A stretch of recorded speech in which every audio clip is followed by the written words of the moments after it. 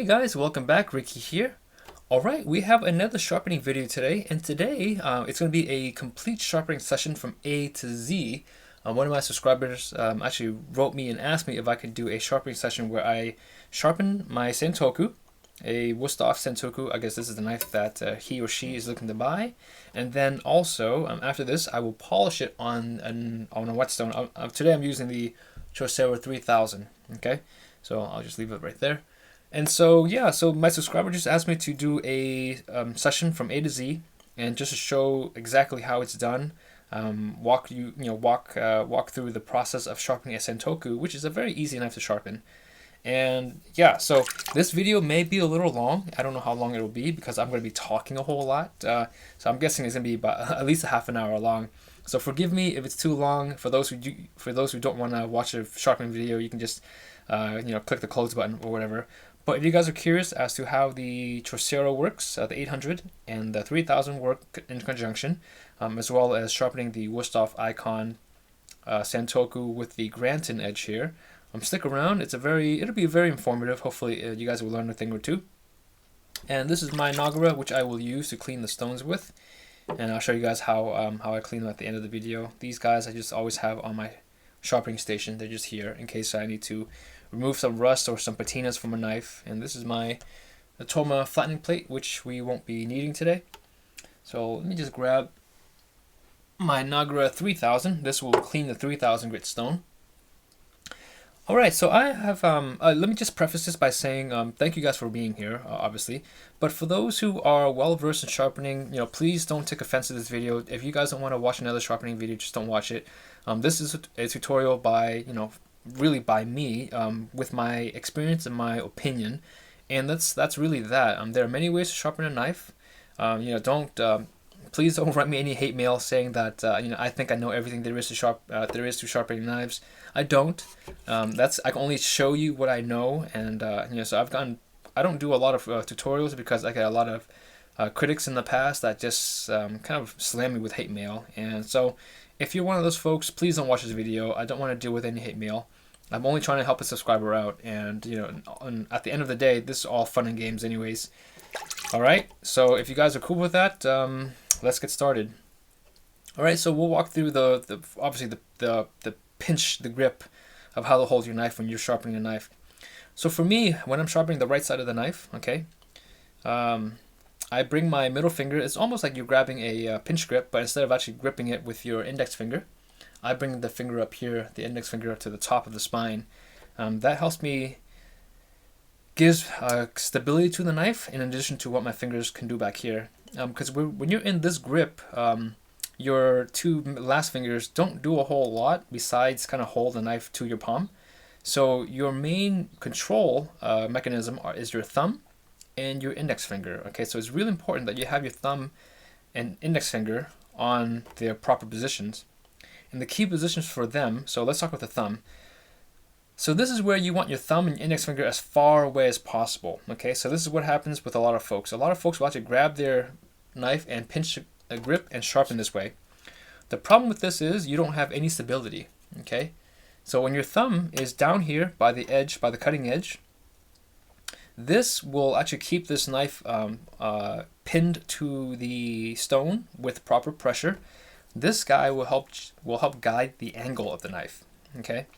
And so when the closer they are together, the less leverage you have. Okay, so you want them far apart while keeping your hand as comfortable and relaxed as possible. Okay, so basically what you do is you bring your middle finger up, and then you bring your thumb down first.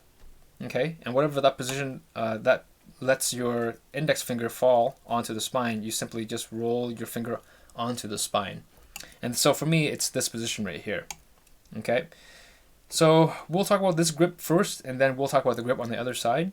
So let's do a couple passes, and I'll walk you guys through what's actually happening on the stone right now. Okay, so in terms of positioning your knife on the stone, okay, I find a lot of folks sharpening their knife either this angle, a too extreme of an angle, or no angle at all. Okay, so both of them are actually quite bad for your knife and for your stone. All right. You want to keep it at a relatively 45, when I say relative, just as close as you can to a 45-degree angle. That keeps it pretty neutral. When you go too far this way, you can cut the stone. you go too far this way, you can grind into the stone as well. And also you don't get to use as much of the stone as you should. When you have it this way, you can easily move the knife around to different areas of the stone. Okay, so that's why you want to approach at a relatively 45-degree angle. In terms of sharpening angle, okay, so that's where this is kind of the big debate with knife sharpening these days.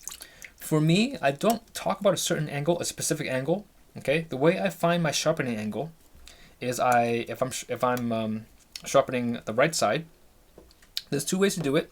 The two ways I like to do it.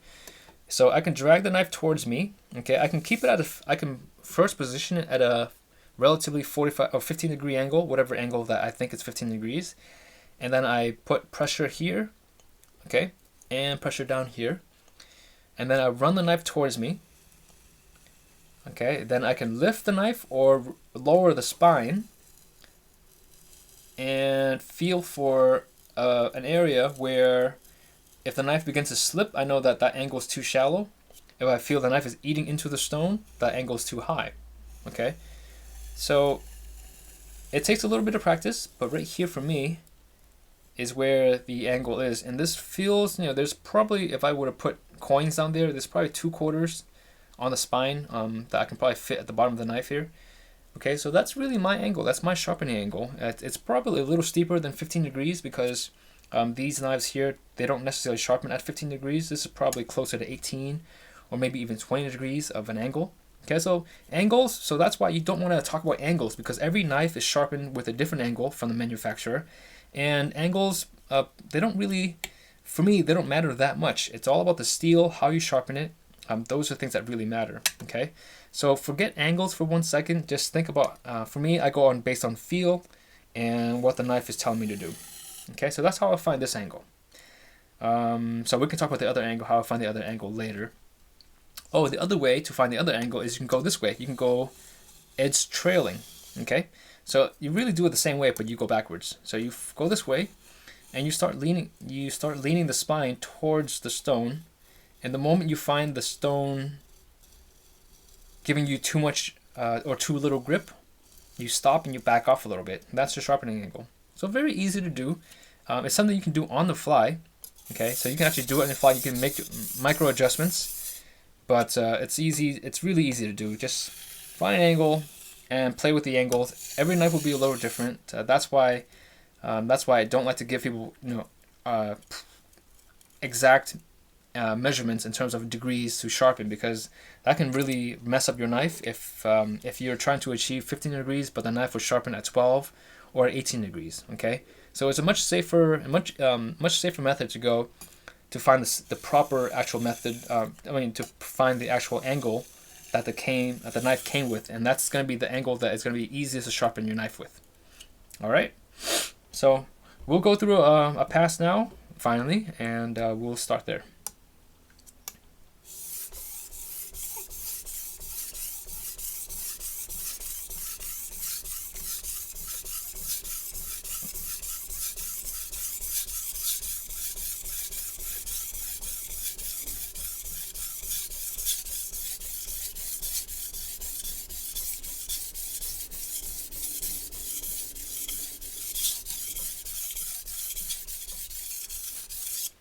Okay, so I don't want to talk too much before I sharpen or after I sharpen, or especially during sharpening, so you guys can actually hear what's happening.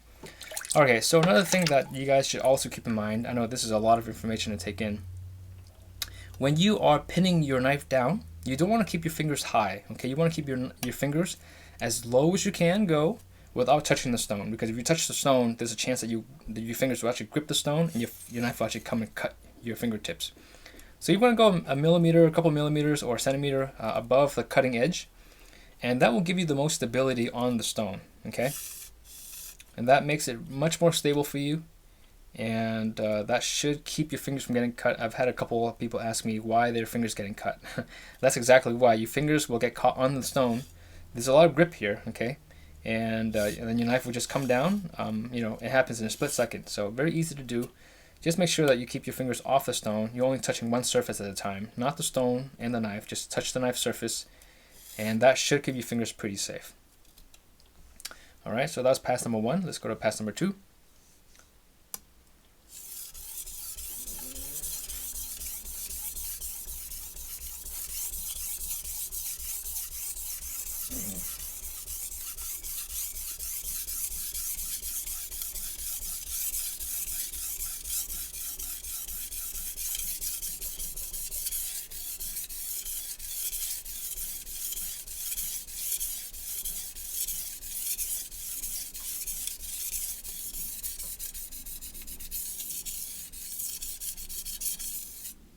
All right, so what you guys saw me doing there is I was putting an emphasis on the top and bottom edges of the stone.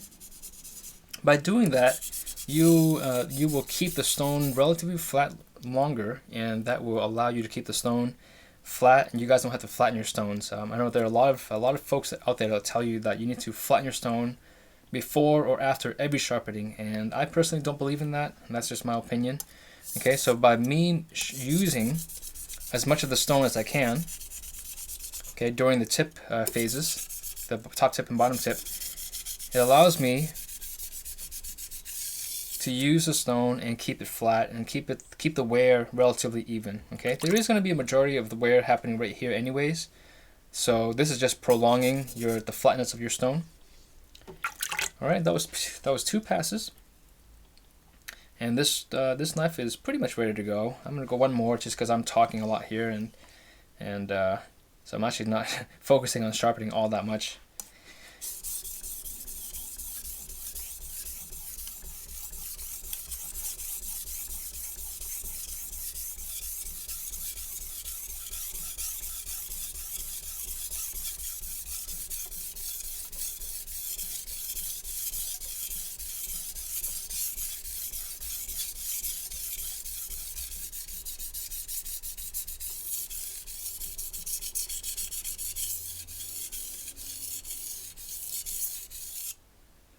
Okay, so what you're feeling for, you see me running my finger up and down the knife's edge, and all I'm feeling for is what we call a burr, or a lip, and all it is a slight, ever so slightly small fold of metal that runs along the edge.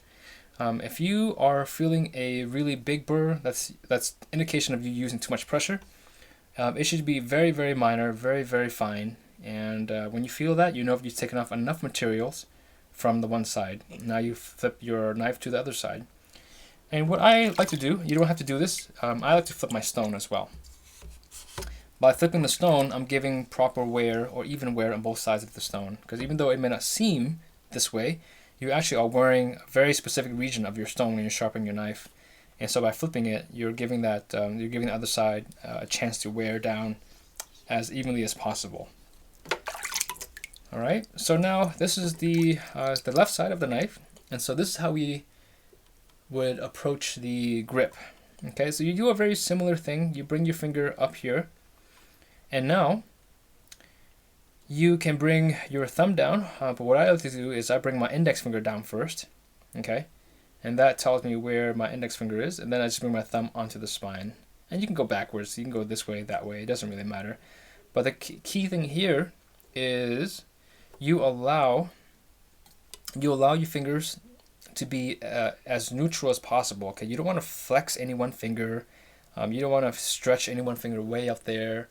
So you don't want to force your finger to really do too much work. You simply want to let them fall onto their proper positions. Okay, and that's really an easy way to do it. Also, if you know that you need to sharpen this area of the knife, you can just bring your finger here first. If you know that you have issues sharpening this area, bring your finger down, and then you do a grip. Because either way works. If it's a short knife, it doesn't really matter. But on a long knife, you probably want to make sure that you can bring your hand forward as much as you can. That way you have enough leverage and enough control for the front of the blade. All right. So this is my grip here. This is how it looks. It looks very similar to the other grip, but the other grip is your fingers. See how your fingers are way back here, and only the front knuckles, or the front, I guess you call them metatarsals, of your fingers are gripping the knife. Here, you have much more. Your fingers are actually much more rounded around the handle itself. Okay, so it is a very different grip. Okay, so it's not one grip and then you just sharpen because you won't have enough leverage or enough flexibility in your wrist to do it, this way. So you gotta let your wrist fall forward a little bit, then you grab your wrist there. Then you grab your grip from that position. Okay. All right. So this is the angle I go. I come in this way. So similar, I come in this way, and I come in this way. Okay. What's different on this knife, on this side, is when you get to halfway through the knife, you need to start turning your knife, and you need to turn it, because that way, if you don't turn it, the ferrule, your nice ferrule, will actually eat into the stone on the bottom, and you don't want that. Okay, so by turning your knife, you can see this area is exposed right now. Okay, so by turning your knife, you bring that edge into the stone or onto the stone, and you clear the ferrule. Okay, so now the knife can lay flat, and there's no damage to the ferrule, and you can properly sharpen this bottom area. So there's a couple techniques that people do. Some people will tell you you sharpen in sections, and then when you get down here, you simply turn the knife. Okay, so you go angle, angle, perpendicular. Okay, you can do that. I don't like to do that because when I do that, I find myself just kind of losing my angle and not keeping a consistent angle. So I'll show you how I do it. I basically I will go through my regular pass, and right around the halfway point, I very slowly bring the knife into this angle while I'm sharpening. Okay, so you'll see me do it right now.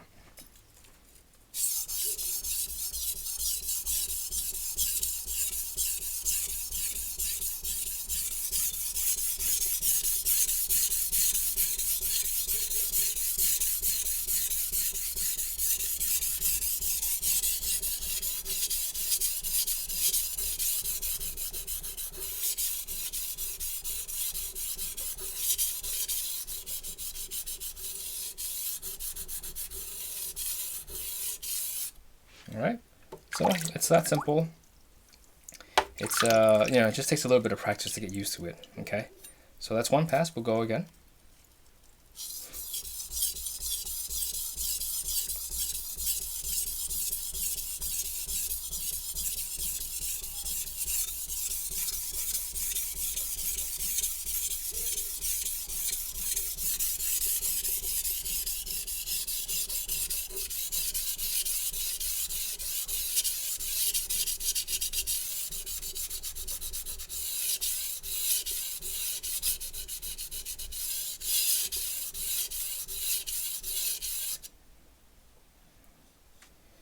Alright, so that was two passes, and I believe the knife now has developed a very, very fine burr on this side. So at this point, I'm actually ready to move on to my polishing session. So what I'm going to do now is clean the stone off. Okay, so what I need to do now is prep the knife for polishing. Now you can go right to polishing if you want to, but what I do is I like to clean that burr up before I go to my polishing stone.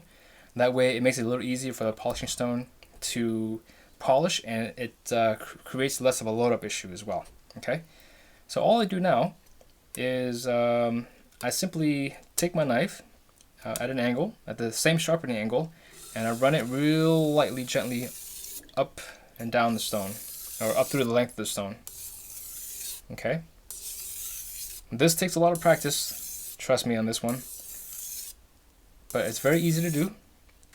Okay, so go from tip to tip, and I'm actually only applying pressure when the edge is trailing. Okay, so you guys will hear me say edge leading, edge trailing. I only apply pressure even in the sharpening portion when the edge is trailing. I never put pressure when the edge is leading. Okay, that's just my personal preference. Two reasons why I do that, because when you're doing edge trailing strokes, you're pulling the burr to the edge, okay, to the apex of the knife. And also, by doing edge trailing pressure, you don't risk having the knife eat into the stone. I get so many emails from subscribers that tell me their knives have eaten into their stones and left these massive grooves in them. So by applying pressure only when you're doing edge trailing strokes, you guarantee that the stone will not be damaged by the knife. Okay. So that's I don't know, roughly 10 or 15 strokes here. So now you do the same thing on the other side. Now this is the tricky side. A lot of folks have problems with this one here. So I've been sharpening knives for quite some time. So for me, this is a very easy, or I should say, relatively natural or easy movement to do. Okay, but I'll show you another way. If you guys cannot get your angles this way, you simply lay the knife down from here, and then you drag this way. That works just as well. It's just backwards. Instead of you going front tip to the rear tip, you're going from the rear tip to the front tip. Okay, and it works, like I said, just as well as the other method. So I'll do it this way just so that you guys can see it.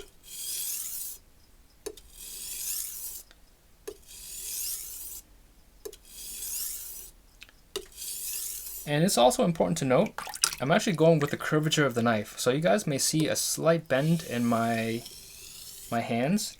All I'm doing is making sure that the consistency of the curve is being followed. That ensures that I don't leave a flat spot on the cutting edge. Okay, so now I do it again, but I reduce the strokes by a few, maybe 5 strokes. Okay, then I go 5 on this side.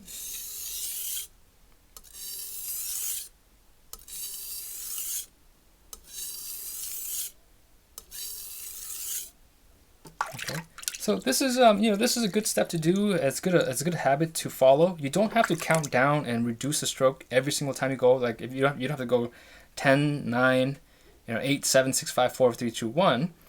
That's not as important, but when you're on the polishing stone, you definitely want to reduce the strokes more carefully. But when you're on your sharpening stone, all you're doing now is moving that burr to the edge. Okay, so now I'll do 3 strokes on each side.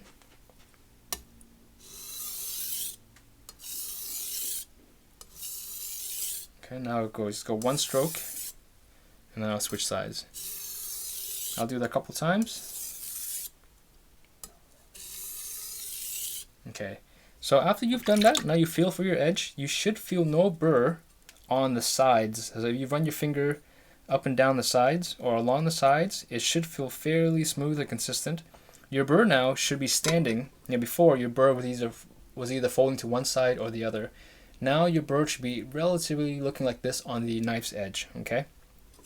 So once that's done, I am done with this stone here. All I'm going to do now is clean it up, and I'll show you guys what I do to clean the knife up. Clean the stone up. So this is my Nagra. It's a 1000 Nagra. I simply run it up and down the stone, and you guys can see there were some particles that were just developing there.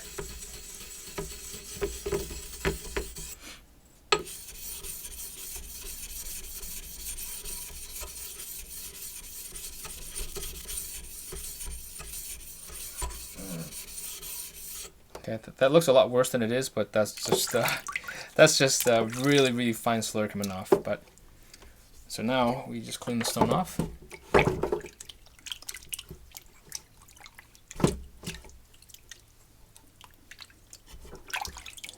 Okay, so as good as new.